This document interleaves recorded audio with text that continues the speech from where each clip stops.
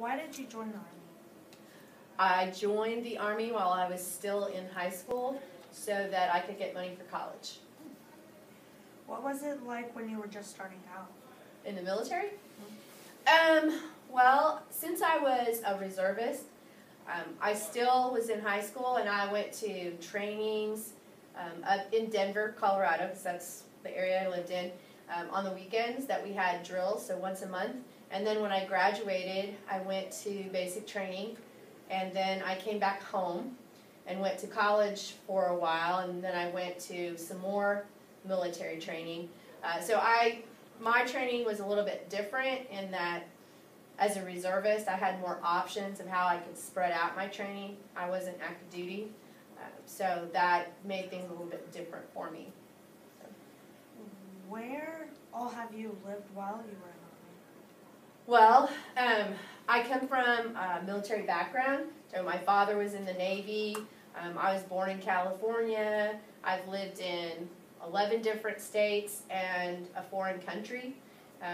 So I've traveled a lot. I stayed in Colorado as a single person in the military, doing my training there. And then when I got married, my husband was active duty Army, and so we lived in Hawaii and Georgia during his time in the service.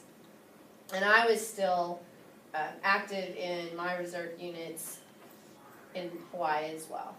What was it like to be away from your family that long? Well, I was used to it since I grew up being away from family.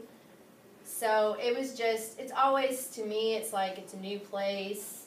You learn and grow where you're planted, and you meet new people, and you get to experience new things, eat different foods. So it's just always an adventure.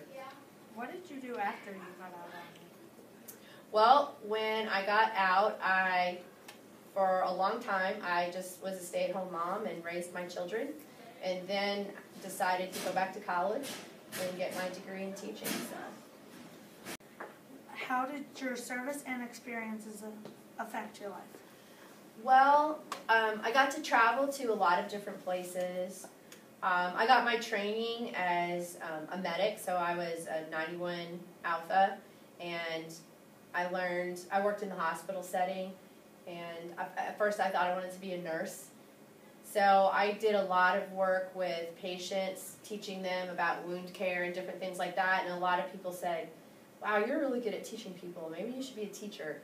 So I was good at what I did in the medical field, but it made me start thinking more about teaching and working with kids and things like that. So my experiences have just given me lots of different opportunities to just see the world from different perspectives and meet people from different places, and just experience different types of jobs that I'm interested in.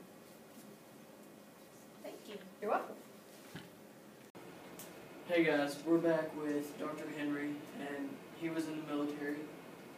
Thank you for your service, by the way. Thank you, John. How was it like being in the Army? Well, I think I spent 20 years of my life in the Army, so it was a substantial part of my life. And I think not everybody's going to do that. Not everybody's going to spend 20 years in service to their country in the Army, Marines, Air Force, or what have you. But for me, it was a way of life. And so I loved every minute of it. I loved every day. After 20 years, I wanted to continue my service, and so it was logical to go into teaching. There's a very close connection between, I think, being a soldier and being a teacher. So I enjoyed that a lot, and so I could try to continue doing that today in my sense of service to the community here at Boulder. See, I want to go into the Army when I'm older, and are there any tips that you could give me and a few others out there that want to join? Yeah, I would say that it's never too early to start planning your future. So if you have aspirations to be in the Army or another service, seek out information on it. Talk to people like myself and others who served to see exactly what it is like to be in that service. But also think about high school and college. I would recommend to everyone to look hard at going to college first, graduating from college and then becoming an officer in the service, as opposed to enlisting. There's nothing wrong with enlisting, but if, as I've seen with most of the students in Bullitt Lake, all of us aspire to be leaders, and so being an officer in the military is one more step in being that leader for the group that you're working with. So I would say high school, then college, but while you're going along that route, go to ROTC, possibly in high school, ROTC in college, and try to pursue that. How was it like always being away from like your family and everybody? It's hard. Yeah, it's a big sacrifice. It's something that you don't necessarily like. You don't enjoy being away from your family. But there are times when you must give back to your nation. You must give back to your community. And so it's hard to do, but you realize that out of that comes the greater good of the support you give your nation and the support you give to the service. And so we always look forward to coming home. But we know that there are times when we must leave our loved ones behind and go off in harm's way to do what we have to do for our nation. So you said you were in the Army, correct? Yes, sir. What rank were you? I retired as a lieutenant colonel. So I was commissioned as an officer, like I was telling you. I went to high school, ROTC, college, ROTC. And then when I finished college, I was commissioned. And I was commissioned as a second lieutenant. That's kind of where you started out at. And then after I finished with my 20 years, after 20 years of service, I retired at the rank of lieutenant colonel. So forever and ever, I carry that rank with me.